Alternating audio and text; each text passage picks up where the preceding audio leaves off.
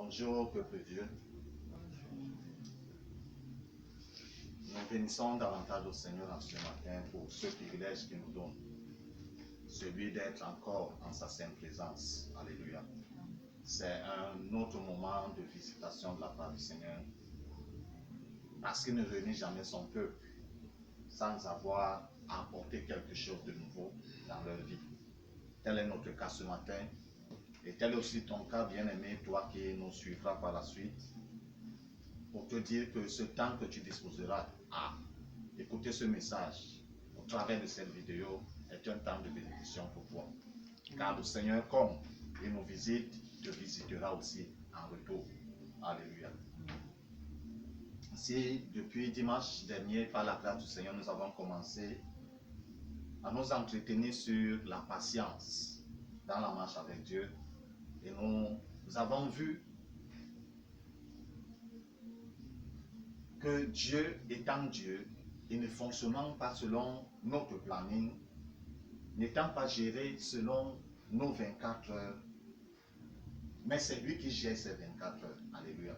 C'est pourquoi nous devons nous armer de patience, ou alors nous devons cultiver la patience qui est déjà en nous comme une semence, afin que cette patience se développe et que nous puissions arriver au point de pouvoir fonctionner avec Dieu. Parce que Dieu a établi toutes choses par rapport à son temps à lui, et non pas par rapport à notre temps. Mais le plus souvent, c'est quand nos urgences coïncident avec le temps de Dieu que nous voyons Dieu agir du tic au tac. Donc, comme on a eu à dire que la pierre de Dieu écrase lentement, mais la pierre de Dieu n'écrase pas lentement. Parce que Dieu ne suit pas notre temps, il suit son temps à lui. Et nous, donc, nous sommes inclus dans son temps. Et pour que nous puissions fonctionner avec Dieu et au temps de Dieu, nous devons être armés. Nous devons laisser la patience se développer en nous, afin que notre marche avec Dieu puisse être une marche réussie. Alléluia. Pourquoi? Sinon, nous risquons d'être en avance sur Dieu, ou peut-être être en retard par rapport à Dieu. Si on est en avance sur Dieu ou est en retard par rapport à Dieu, on échoue. C'est quand on agit dans le temps de Dieu qu'on voit la réussite dans nos vies, dans nos activités et dans tout ce que nous pouvons faire. Tel était le cas de David. Lorsqu'un jour les Philistins se sont rassemblés, ils se sont préparés pour la guerre contre lui, et il consulte l'Éternel, il demande à Dieu, qu'est-ce que je dois faire? Dieu lui dit, va, quand tu vas entendre les pas sur les cimes des murailles, des mûriers, engage-toi dans la bataille et tu auras la victoire. Et David a attendu, quand il a entendu les pas sur la hauteur des collines qui étaient autour de lui, il a compris que Dieu est descendu sur le champ de bataille et David s'est engagé dans la bataille. Il a obtenu la victoire. Alléluia. Ce matin donc, nous voulons continuer par la grâce de Dieu, toujours dans le même élan, parlant de la patience, qui est un aspect du fruit de l'esprit. Alléluia. Un aspect du fruit de l'esprit. Et nous devons laisser cela parce que ce fruit est semé en nous par l'Esprit de Dieu. Pour celui qui est né de nouveau, bien entendu. Nous devons donc laisser aussi que cet aspect puisse se développer. Dans le livre de la Genèse, après la faute de l'homme et de sa femme, Dieu a prononcé des sentences, c'est vrai, mais à cause de son amour et de sa miséricorde, il avait donné une promesse. C'est ce que nous allons lire dans le livre de la Genèse au chapitre 3, verset 15. Dans ma version, il dit, je mettrai hostilité entre toi et la femme, entre ta descendance et sa descendance. Celle-ci t'écrasera la tête et tu le blesseras le talon. Alléluia. C'était la promesse du libérateur qui viendra longtemps. Et Dieu n'a pas dit que ce sera demain ou sera après-demain. Il a parlé dans l'avenir. Et Dieu donc, le temps s'est écoulé. Depuis le jour où il a parlé, il s'est mis à l'œuvre. En parlant, il a regardé au loin le jour où le libérateur viendra. Et les temps se sont écoulés. Les générations se sont succédées. Les siècles se sont accumulés. Il a parlé en Genèse, l'époque de Noé est venue, l'époque de Noé est passée, l'époque d'Abraham est venue, est passée, d'Isaac passé, Jacob passé, Joseph passé, Moïse passé, les prophètes et les rois se sont écoulés jusqu'au moment où même le peuple désespérait. Parce que plusieurs se sont levés en disant que maintenant c'est le temps de la visitation. Dieu va nous visiter et il n'y a pas eu de visitation.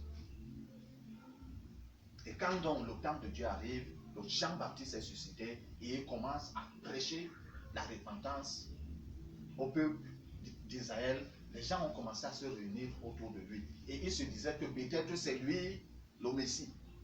Et à lui de leur décevoir que je ne suis pas le Messie. On a envoyé les pharisiens pour lui demander, qui es-tu? Dis-nous. Il dit que je ne suis pas le Messie. Ils ont été encore, mais qu'est-ce qui se passe? Dieu nous a-t-il oubliés? Mais Dieu ne les a pas. Alléluia. Il était en train de courir son temps du peuple, parce que le peuple, c'est vrai, il gémissait sous la domination de l'Empire romain. Dans leur propre pays, le territoire, ils n'avaient plus droit à rien. Les meilleures cultures du pays leur échappaient. Parce que Rome venait et arrachait tout. Les Romains étaient les brutes. Quand leurs soldats descendaient sur le marché, ils arrachaient tout ce qui est bien. Même s'ils n'en mangent pas, ils arrachaient tout de même pour laisser le peuple dans le gémissement. Mais gloire soit rendue à Dieu, parce qu'au moment, l'apôtre Paul écrivant aux Galates, il leur dit, Dieu a envoyé son fils, né d'une femme, dans ce monde autant marqué. Dieu ne vient jamais en retard. Il ne va pas en avance. Il vient toujours autant marqué. Et il faudrait que toi et moi, nous puissions nous armer de patience pour qu'autant marqué, nous sommes en alerte. Alléluia. Et ce jour était arrivé. Et à la surprise de tout le monde, ce n'est pas les scribes, ce n'est pas les pharisiens qui ont connu ce jour. Dieu a choisi les gens de la basse classe, les bergers. Amen. Amen. C'est ce que nous lisons dans l'évangile de Luc.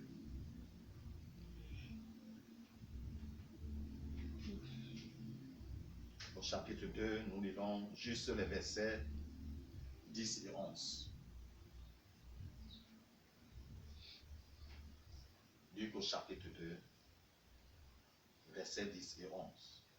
Dans ma version, il est encore écrit, mais l'ange leur dit, n'ayez pas peur, car je vous annonce une bonne nouvelle, qui sera une source de grande joie pour tout le peuple.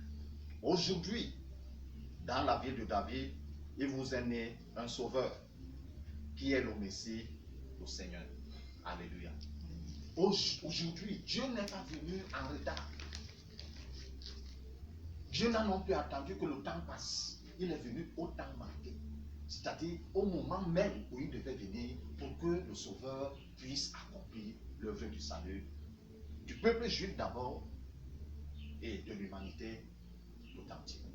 Ou du peuple d'Israël d'abord et de l'humanité tout entière. Et si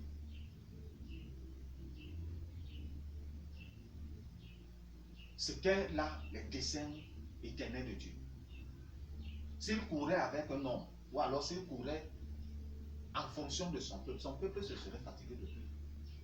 Parce que les générations se sont succédées. À l'époque des prophètes, chaque prophète, Dieu l'inspirait d'une certaine manière et il parlait. Le prophète Isaïe, Dieu l'a inspiré et il a parlé au point où les gens se demandaient est-ce que c'est lui le Messie ou c'est qu'est-ce qui se passe. Mais son époque, il n'était pas encore là. Et l'apôtre Pierre, en écrivant dans sa première épître, il dit que tout ceci a été consigné et ceux-là à qui Dieu a révélé ces choses, ces prophètes du temps passé. Écrivaient, ils ont regardé cela de loin, on leur a dit, ce n'est pas pour votre dispensation. Il fallait donc être armé de patience. Dieu lui-même, parce qu'il ne peut jamais nous recommander de faire quelque chose que lui-même n'est pas. Il est patient. C'est pourquoi il use de patience par rapport aux méchants, par rapport aux rebelles, aux désobéissants, afin que le rebelle désobéissant ne puisse se repentir avant le temps. Parce que lorsque sa patience atteint sa limite, c'est le jugement qui arrive.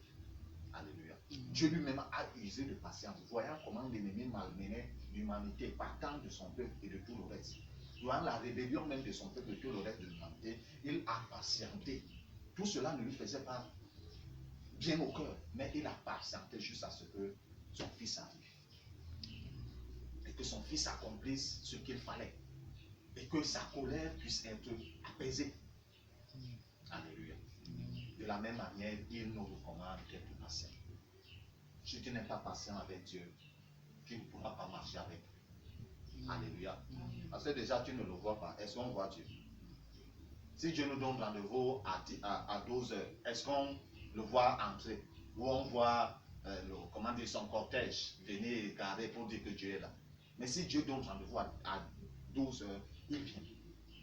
En effet même, tout comme nos chefs d'État, son cortège vient et prend place, installe toute la mise en place est là. Pour que Dieu vienne et trouve le lieu agréable pour lui. Et à 12 heures, Dieu vient. Malheureusement, il vient à 12 heures et nous sommes en retard.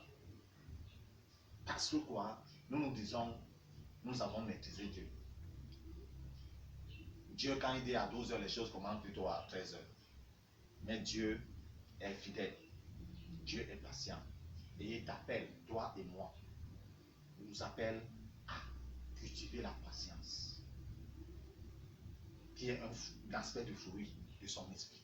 Si son esprit en nous, nous devons laisser que cet aspect aussi se développe, afin que notre marche avec lui soit effective. Parce que Dieu, si nous venons, comme je disais tout à l'heure, en retard, nous manquons le but. Si nous sommes en avance par rapport à Dieu, nous manquons le but. Il faudrait que nous soyons à l'heure, au pas avec Dieu. Tous ceux qui ont vécu avant nous, ils ont eu du succès, la victoire dans leur marche. Parce qu'ils ont fait des choses au temps de Dieu. Et bien entendu, selon Dieu aussi.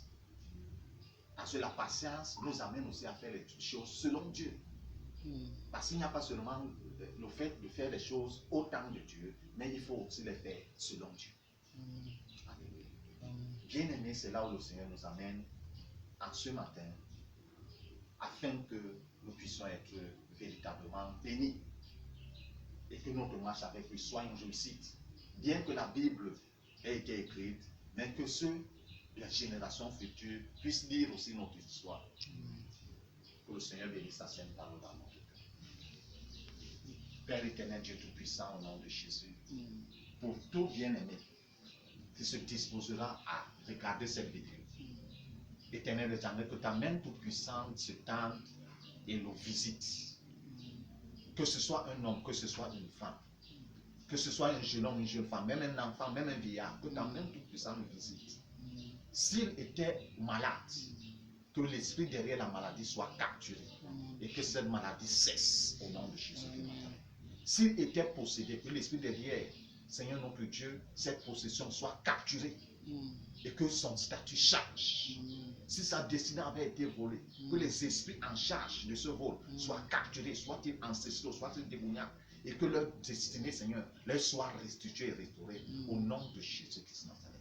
Mon Père et mon Dieu, que ce soit les individus, que ce soit les peuples, les familles, que ce soit les peuples, que ce soit les nations, que ta main toute-puissante agisse et atteigne chacun dans sa situation, au nom tout-puissant de Jésus. Père éternel, notre Dieu, pour réécrire leur histoire et leur donner, Père éternel, notre roi, une nouvelle identité.